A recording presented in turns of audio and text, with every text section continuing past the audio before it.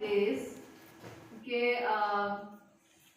Monday, Wednesday and Friday एक 3 subjects का हो गया और बाकी जो बाकी सब्जेक्ट्स रह गए उनके लिए बाकी 2 डेज और एक दिन उनको रख लें कि ब्रीदर जिसमें किसी एक ही सब्जेक्ट का आएगा किसी तरह से।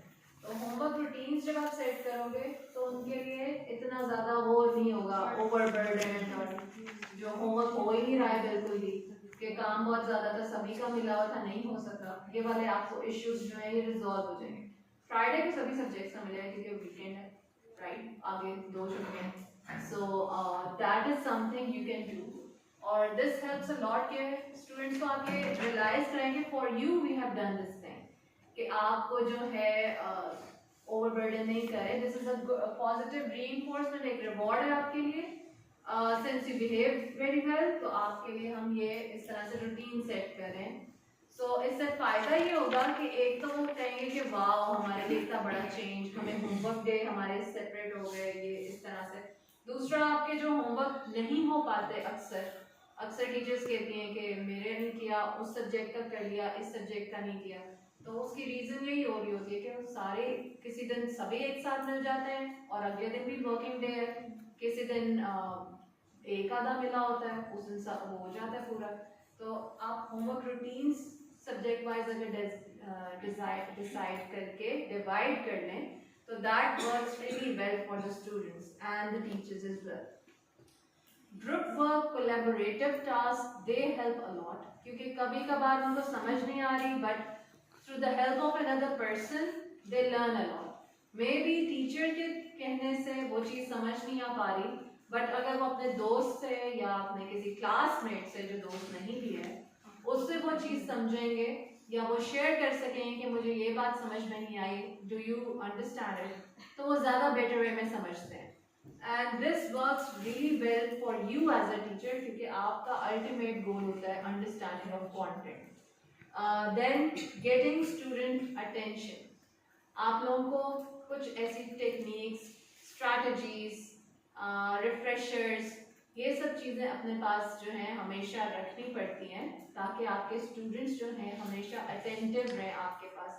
कहीं आपने देखा अटेंशन लूज हो रही है, फौरन से अपनी स्ट्रैटेजी जो है उसको यूज़ की एंड दे आर बैक, जैसे कि मैंने आपको वीडियो में कुछ दिखाई थी वो यूज़ कर सकते हैं। उसके अलावा for example there had been days जब मेरे स्टूडेंट्स जो थे वो ओवरवर्क फील करते थे तो हम लोग एक 2 मिनट की गेम थी जूम स्टॉप वाली। उसमें होता था कि we all stand in a circle.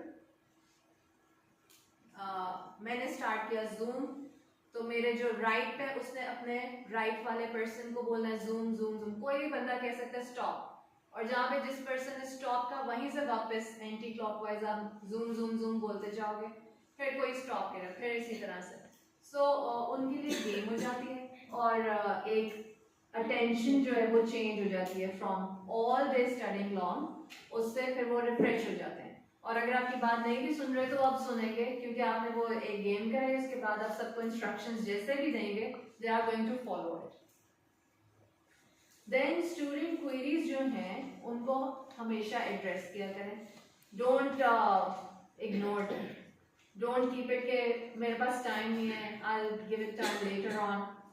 इस तरह से जो है students they will feel at a distance and वो भी आपकी बात नहीं सुनेंगे। सो do unto others as you want to be done unto you. So this is something which is very important, or in case of emergency you should always have numbers ready with you, या अगर कोई school emergency है तो you should always have a plan B with you. It can be any sort of emergency, medical or कुछ भी, anyway, but always have a plan B and always be very resourceful in terms of कुछ गड़बड़ हुई तो क्या दूसरा option क्या हो सकता है। अच्छा जी, उसके बाद